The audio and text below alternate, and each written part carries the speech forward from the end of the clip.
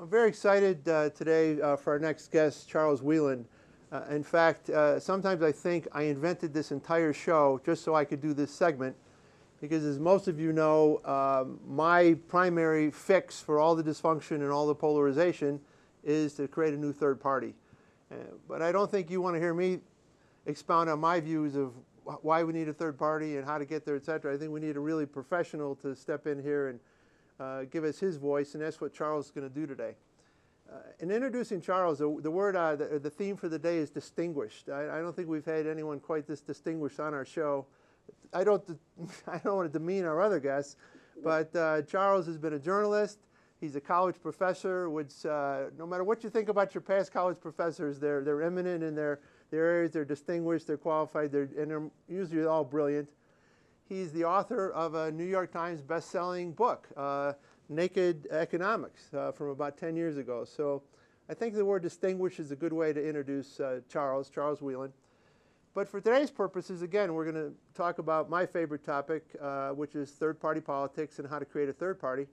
And within the last year, Charles has published a book called The Centrist Manifesto, which gets exactly to where I think we need to be, and I'd like you to be, and I'd like all of you to read it. In terms of how we create a third party, why we need a third party, et cetera. And he's also started a very new, exciting venture, the Centrist Project, which we're going to talk about on the show today. So without further ado, as they say, we'll welcome Charles Wheelan. Charles, welcome to None of the Above. Yeah, it's good to be with you. And I hope your students think you're distinguished. I certainly do. Well, no man is a hero to his valet. I think they care most about how hard the readings are and the midterm and so on. Over time, perhaps they can think I'm distinguished. That would be great. So you've had this amazing career, and your background started in economics. Let me ask you this. If you were introducing yourself for my show, how do you think of yourself these days? How do you introduce yourself? What is Charles Wheelan in 2014? I think I'm kind of an economic handyman. So for an academic, I have varied interests far beyond the academy. You don't find many academics who are writing for lay audiences who are actually building organizations. On the other hand, you don't find many politicians who are engaged in the academy. So I'm somebody who's got a foot in a couple different worlds, and I would really like to be somebody who can marry the world of ideas to the world of action. I think there's too little connection between those two worlds. So somewhere along the line in marrying these concepts, you came up with the Centrist Manifesto.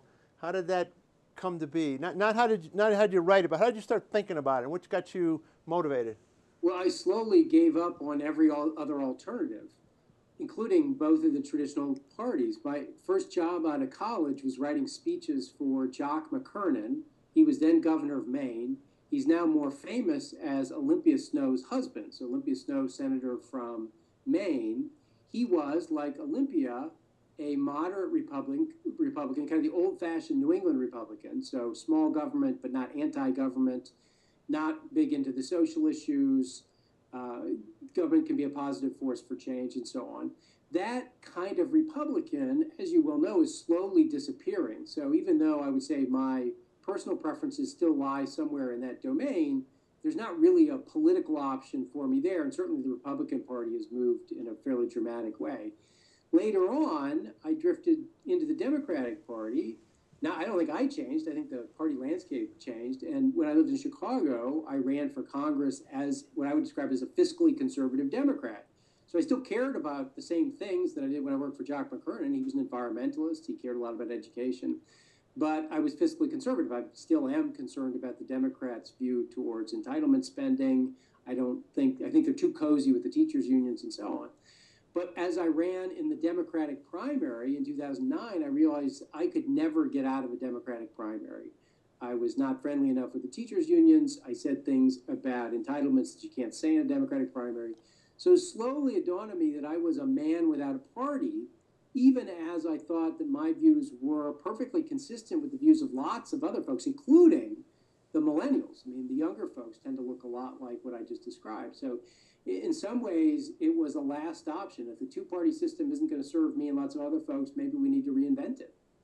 You know, you mentioned the millennials, and I'm not a student of economics as you are, necessarily demographics, et cetera, but I attended a lecture recently of the Pew Research, and they really drilled down on the millennials, and then I read their book, and I'm now becoming fascinated with the millennials.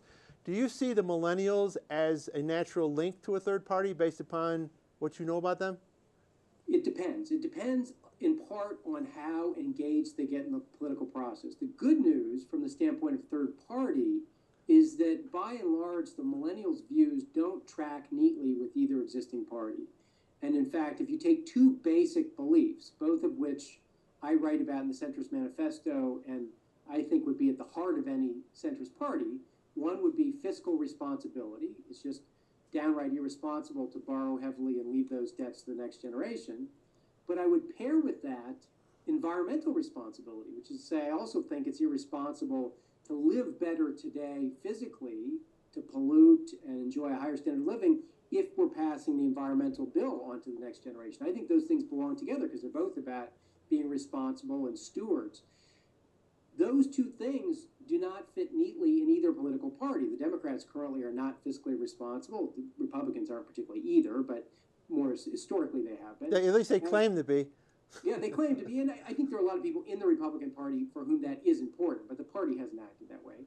And clearly, the Republican Party is not environmentally responsible. They used to be. I mean, this is the party of Teddy Roosevelt and so on, but of late there's almost been a hostility to environmental protection. So just those two basic concepts, and I think a lot of people believe in fiscal and environmental responsibility, certainly the millennials do, and neither party can deliver both of those very basic concepts. Yeah, and that's my takeaway from the Pew Research is that they're probably voting Democratic now, but they're not wedded to Democratic. They're more wedded to what you said are these set of principles. They haven't found a place to deliver on those principles.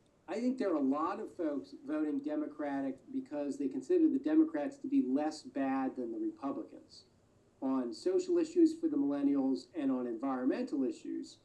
I think the Democrats have taken false comfort in that because I don't think these folks are excited about what the Democrats are offering. To me, the Democrats have historically a lot of really good things about them. I think their heart is in the right place. And part of my thoughts around a third party is to take the best of each party, not to bash them. But I think the Democrats are old-fashioned. I think they're bad communicators around some of their good and important ideas. I think they're stale. And I think they're surviving and winning elections in part because the Republicans are completely adrift. Yeah, I don't know if you're aware of this. I saw a blurb in the Ballot Access News. A gentleman, Richard Winger, who appears on our show, writes about. And it turns in the Democratic primary in Nevada, I think in the last month, the category none of the above won the primary. Yeah, I'm surprised to hear the news, but I'm not shocked. I mean, that is the sad state of things. What I'd like to do, either with the Centrist Project, which is about kind of empowering people in the middle, or the Centrist Party, which would go even further, is to create an intellectual home for these people who are so deeply disaffected. Yeah, and I think you've started to do that. So you find yourself being kind of a man without a country, and you have these principles you're believing in on the economic base and then over in the environment. So what's the next step for you? What caused you to then decide to write this book and create this manifesto? Well, the other key piece of the book is the strategy around which this could happen. So while I think there's a very strong intellectual case for a third party, and I think you could build a set of beliefs that would be more comfortable for a lot of people than either of the two traditional parties, there's got to be a way that you can break the stronghold that the two parties have on the system. And the innovation that I threw out in the book was to focus on the U.S. Senate for the following reasons. The first is the House is tough. The House is tough because you got to win a lot of seats before you can make any impact. And also, as you well know, because those seats are so gerrymandered that it's really an incumbent protection plan. The Senate can't be gerrymandered, obviously, because the district is the state. But the other thing that people don't fully appreciate is that there are no runoffs in U.S. Senate elections. So if you imagine a traditional Senate race in one of the 20-some states that routinely vote Republican or Democrat, there are 22 states at last count that have a Republican senator and a Democratic senator, or a governor of one party and a senator of the other, suggesting that they can go either way, and that, more important, the people in the center are going to determine which way it goes. You take one of those states, and you start your traditional Senate campaign. If it were an open seat, that would be all the better. The Republicans and Democrats run their primaries, and as you know, in a primary, you don't win by appealing to centrist voters. You appeal by appealing to the real red meat in your party. So the Democrats talk about lowering the age for Social Security, why there's no need to cut entitlement programs. Over on the Republican side, they're giving guns to more people. There are even more tax cuts. I mean, these are things that, to the middle, are really kind of crazy ideas, but that's what you have to say. Then traditionally, after you've won the primary, you rush back to the center, you walk back the things that you said. Mitt Romney gave us the etch-a-sketch phrase to describe how you kind of erase the things that you said in the primary. Except, I want you to imagine a race where all that happens, except there's been a third-party candidate in the middle from day one. When those two primary winners try to rush back to the center and capture the voters who matter, there's already somebody there. And that person has been speaking to the center since day one. And remember, go back to where I began, which is there's no runoff in these races. So that centrist candidate can win a Senate seat with 34% of the vote. We know across the country that the number of independents, moderates, all these terms, by the way, mean very different things, but those numbers are climbing. My point is there are a lot of states where you could win a U.S. Senate seat as a centrist candidate with 34% of the vote. And then finally, if you do that just 3 or 4 times, imagine a Senate that's 48-4-48. The centrists are the Anthony Kennedy of the Senate. They are the power brokers. They're the bridge builders. They're the folks who matter far in excess of their representation. Yeah, and under the category of great minds think alike, I know I sent you my book, E-Party. This is the same thing. I focus on E-Party, but at the state level, that if you can get a legislature, if there's 100 people in it, like the equivalent of the Senate, you may only need 5 seats in the middle, and then you control the dialogue at that point.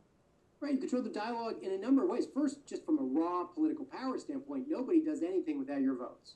Right, so you've got some real leverage there. I mean, you'd like to be a little more, diplomatic than that. Beyond that, you're the bridge builders, which means that you don't have enough votes to get stuff done. Presumably, you're not there just to stop things. So that enables you to look to one party and say, look, we share your views on the following things. You look to the Democrats and say, we care about the environment. If you give us your 48 votes, we'll give you our 4. Presumably, we'll do something that won't be onerous enough to engender a filibuster, and we can get that done. You can look to the Republicans. Since you're not declaring them enemies, and you can say, look, if you're serious about corporate tax reform, as you should be, then give us your 48 votes, we'll give you our 4, and we'll get that done. So you could also be the bridge builders. We like the metaphor of kind of being the folding chairs. You take those chairs, consistent with your principles, to places where you can actually get important things done. The only reason I think I focus on the state level more than the federal level as you did is I think to a certain extent there's a certain amount of seasoning that you may want in someone. When you look at the Tea Party, they ran a lot of candidates and turned out there was no substance there. They didn't even know how to walk and chew gum. Do you have a concern that you wouldn't have enough people walking and chewing gum at the same time if you go right to the U.S. Senate? I have a lot of concerns. I think there's a strong case to be made that starting local and state matters because that's your farm team. Yeah, farm team, yeah. Grow the talent and have those folks with a centrist bearing have some political experience and get to the Senate. In some ways, it's impatience that led me to believe that we should start with the U.S. Senate. But part of it is I think there's also room for folks who've been a part of one traditional party or the other to leave those parties and join the centrists. I mean, I think there's enough internal dissatisfaction that in my world, I imagine someone like Olympia Snowe not quitting and leaving, but just quitting her party and saying, you know what, I think I can get more done by being either independent and acting as a centrist or starting or joining a third party. So I'm hoping that there might be some room for shortcuts there, but I think your point is a good one. Of course, U.S. Senate races cost, what, $20-30 million these days. Do you think with the advent of the internet and all these other ways to communicate that are available to people nowadays, if you look at the Cantor seat, for instance, in Virginia, can you have someone that can only spend 10 cents on a dollar and leverage it on one of these Senate seats? I think you can. You've got to get lucky. You've got to be very effective. You've got to have the right candidate that you're running against. I think the stars have to align, but as we saw in the Cantor race, they can align. It's not the first time, it won't be the last time.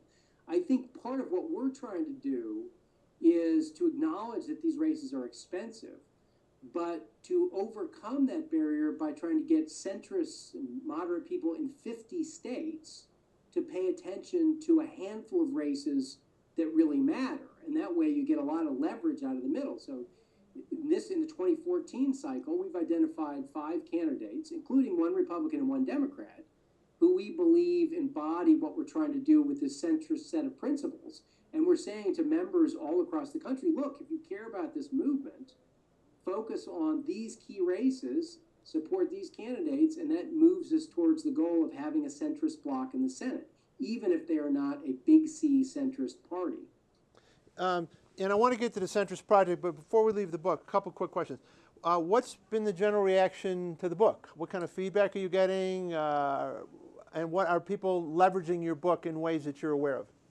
The reaction has been frustrating in the sense that people are extremely positive, but not moved to act. The most frustrating thing anybody ever says to me, and they don't realize how frustrating they're being, is when they say, this is a great idea, good luck. And what that implies is that for some reason it's my responsibility to change America and not yours and theirs. I think we've been acclimated to think of politics as a spectator sport. And real people are so alienated, so distanced, that they don't quite get their minds around the idea that if they think this is a good idea, it only happens if they're motivated to actually be a part of it. Yeah, that would be wonderful. And then within the book, you do something that I find very interesting that I don't do in mine, because mine's a novel and it's a fictional, but you actually take the step of outlining goals and you lay them out really well. What is the receptivity, I'm not saying the word well, to your specific goals? What kind of feedback are you getting on those? Well, that's broadly similar. So the book kind of does 2 things. One is I'm a policy person. So on the policy front, it lays out a number of challenges where I think the United States has to act. The fiscal situation, climate change, K through 12 education, infrastructure, and so on.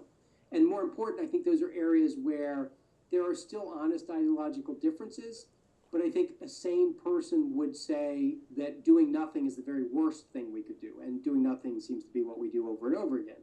So I lay out those policy prescriptions, and those I think are relatively non-controversial. Certainly among policy wonks, they look at that and say, yeah, of course, that's exactly what we need to do. Now, in terms of kind of the principles for what the party will stand for and how we'll solve those problems, that also is relatively uncontroversial. So I laid out a couple of the principles already. This is about fiscal responsibility. It's about environmental responsibility. Also social tolerance, which is to say whenever we can avoid getting government involved in people's private lives, we should.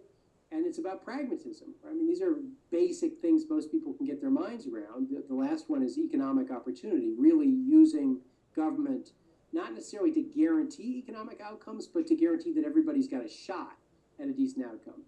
But those are also relatively non-controversial. So as I said at the outset, the frustrating thing here is people kind of nod in agreement, but they can't quite get their minds around the fact that this is possible. Well, hopefully you and I can work together, and our viewers, a bunch of other people, and we'll figure out a way to get there. But before we leave the book, just give yourself a plug so people can find it on the book. Centrist Manifesto, how do they find it? How do they buy it? They can buy it anywhere they buy books, Amazon.com. I've written a handful of other books. They're all available on Amazon as well. The book is The Centrist Manifesto. And you have a website? The website is centristproject.org. And that talks about what has become of the book. So the book is really the blueprint for a movement, and centristproject.org is the movement. So that's a nice transition. We've talked about the book and some of your theories, but of late you're more focused on this centrist project, and you mentioned these 5 races you're trying to direct attention to. So let's move over there and give us a little background on how you started thinking about this project in particular and how that's going. Well, one of the good things is that the book did motivate a sufficient number of people to actually give money and create an organization. So the Centrist Project is a 501c4. It has an accompanying PAC that can actually take in money and give money to candidates. So there is now an infrastructure that has emerged from the book ideas. in addition, one of the things we discovered early on, and this follows from what I just said, people had a difficult time believing this was possible without candidates attached. It seemed too amorphous, too theoretical. We made a strategic decision that we needed to involve ourselves in races.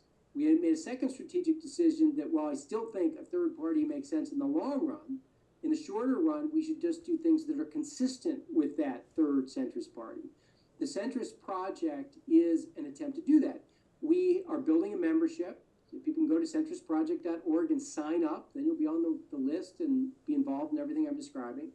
The centrist project in 2014, through its PAC, has selected 5 key Senate races, in particular 5 candidates who we think have the potential to be positive forces in the Senate from day one. And I can walk through the candidates. They're mostly independents. We have 3 independents and 1 person who's a member of a small party who's effectively independent. But we also have 1 Republican, Susan Collins in Maine, who, like Olympia Snowe before her, has been a very constructive force and tends to be involved in anything bipartisan that's happening in the Senate. And also Michelle Nunn in Georgia, who is not an incumbent but ran her race, including the Democratic primary, as a centrist. We think that a Southern Democrat can be a very positive force. She is the daughter of Sam Nunn, who was. I was going to ask you that. Okay. So we think those kinds of people can be very helpful. Now, when you have a Republican and you have a Democrat and you're supporting them because their ideas are centrist, are you also at the same time getting commitments from them, let's say, to support some of these goals? So if a piece of legislation comes up, they'll cross party lines to support the goals? Yes, this is one of the tricky things, is centrist is a very amorphous term, moderate's an amorphous term. How do we decide who to support, including independents? I mean, independents are all over the map. Some of them can be right of the Republicans or left of the Democrats. We created early on something called the centrist principles. They follow straight from everything I described in the book. It's the same old stuff. It's fiscal responsibility, environmental responsibility, but it goes a little bit further. If you sign on to the principles, you are in effect saying, yes, I believe that entitlement reform is important, the fiscal situation needs to be fixed, and that any solution will include entitlement reform and revenue increases. I mean, that's a more important commitment than just saying, yes, fiscal responsibility is important. On the environmental side, for example, we say, do you believe that climate change is real and that any solution has got to put some price on pollution, including the possibility of a carbon tax, or some other, something that puts a price on greenhouse gases. So if you sign on to the principles, which is what we ask candidates to do, then you have explicitly said you're willing to entertain action that you probably could never talk about in a traditional Democratic or Republican primary. Now, I should qualify that by saying not all candidates are willing to sign on to the principles. Now, pragmatism is one of our hallmarks. We have to decide what to do then. Michelle Nunn, in her race, said she just wasn't willing to sign any pledges, but she would do a questionnaire. So we sent her a questionnaire and said, do you believe in fiscal accountability? Would you be willing to do this? And her answers were consistent with the principles, so there was not a problem there. In the case of Susan Collins, her view and that of her campaign, which I think is quite defensible, is she spent 18 years in the Senate. Her record speaks for itself, and she would not answer questionnaires or sign on to principles. In that case, we have a voting record. We looked at Susan Collins' performance in the Senate and said, yes, she is the kind of person who would advance what the centrist project is trying to do. And you found 3 independent candidates. What states are we talking about here? They're interesting races. So the first and perhaps the most interesting is Larry Pressler in South Dakota. Pressler is a former 3-term senator, former Republican. So he is one of these folks I spoke about who did actually leave the Republican Party. He is running essentially to recapture his former Senate seat, but he's doing it now as an independent. He leans presumably slightly to the right because he's a former Republican, but he no longer shares some of the more extreme views of the Republican Party. That race is interesting because it's an open seat and because it now appears to be a 4-person race. There's a Democrat, a Republican, Pressler, but there now also appears to be an independent candidate who's running to the right of the Republican. So everything I said earlier about a 3-party race, of course, is true in spades when you get a 4-person race. You know, the actually, next one is, one of the things go we ahead. talked about before is if we create a party in the middle, it'll draw people into the middle. But sometimes I think it's not bad if you have this independent way to the right, because they'll, instead of drawing to the middle, they'll push to the middle. So I don't think it matters from what side you got a third-party candidate. I think the dynamic always gets you towards the center. I think it's also true that it gets people used to the idea that there are more flavors than chocolate and vanilla. I mean, we are so accustomed to this idea of a two-party system, even as in the rest of the world. I'm not sure I could come up with a single country that has only two major parties. So I think multiple candidates gives you a sense that there's a broader continuum out there, and that it's entirely possible to create a party that falls on that continuum in such a way that it captures a lot of our preferences better than the two other choices. That's really a meager choice set. So you talked about the centrist project and structure, and we're going to start getting to our time limit here, but briefly, how is this structured? Tell us about some of the people you've brought in to help make decisions and run the organization. As I said, we've created a 501c4, so we can raise money through the centrist project, and then we've created a PAC. It's called the Centrist Project Voice, and the point of the PAC is to collect money from 50 states worth of people who think things can work better and channel it to these races. But it's also more than money. It's also about just channeling excitement and voices and eyeballs and internet coverage and social media from around the country, and telling people, look, if you're fed up, if you don't like the two-party system, if you think there's something better, but you've been frustrated because you have no idea where to begin, here's where you can begin. Sign up for the Centrist Project, focus on these races, hope to make some progress in the Senate, and use that as a beachhead for getting more representation elsewhere in the system. And in each of these 5 states right now, are you trying to develop maybe like a grassroots type effort to support these candidates, or how far are you going? It is grassroots, but it's slightly different because within the states, we're counting on the candidates to raise awareness. Our value added is to go outside of those states. So although it doesn't necessarily make sense, people historically in Illinois, Indiana, Colorado, and New Hampshire only think about their own Senate races. But of course, the reality is the Senate is 100 people, and they all vote on things that affect you. So even the senator from Alabama, Colorado, Arkansas, it may not be your senator, but unless you're worried about potholes, you should care about those senators too. So we're trying to wake people up outside of the states where these races are happening and to engage them in a race that they would not ordinarily care about, with the idea being, look, if you want to change the country, this is how you do it. It's a fascinating concept. So for our viewers, how do they find a centrist project? How do they make a contribution if they want to? How do they get involved? Centristproject.org. You can contribute online. You can also find links to all of our endorsed candidates online. You can find the centrist principles there. It lays out what we're trying to do, and if you think it makes sense, it gives you a chance to be a part of that movement. Well, Charles, you've been great to give us your time today. As I said before, great minds think alike. I love your ideas. I hope we can work together in the future, and hopefully we can get you back for a rematch and maybe see how this played out for you during the election cycle, what you learned, and where you want to take things as we look for 2016. I would love to come back, because just in the year that we've been at this, we've made a lot of progress and we've learned a lot of things. So I suspect if we were to come back in another year, particularly with one election cycle behind us, we'd have even more to talk about. Well, thank you again. All the best. And just from the little I've had to do with you, I know that no blade of grass has ever grown under your feet, so I'm sure there's a lot of exciting things to come. Good. Well, I appreciate the support, and hopefully we can get some stuff done here. Thanks very much. Thank you.